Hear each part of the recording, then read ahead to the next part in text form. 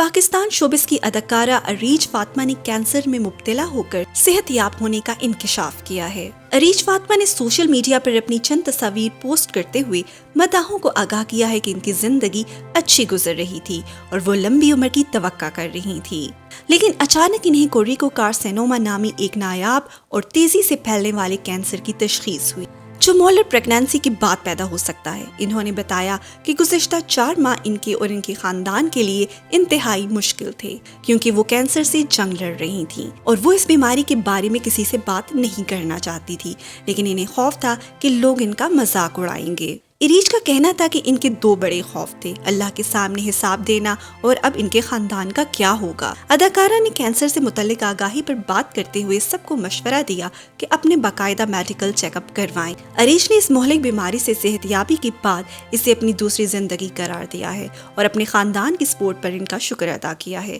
یاد رہے کہ اداکارہ عریج فاطمہ نے 2017 میں ڈاکٹر عزیر علی سے شادی کی اور اب ان کے 2 بیٹے ہیں۔ عریج اپنے خاندان کے ساتھ امریکی ریاست میں رہائش پذیر ہیں۔ شوبز کو خیر بات کہنے کے بعد اب عریج ایک ڈیجیٹل کریئٹر اور انفلوئنسر ہیں۔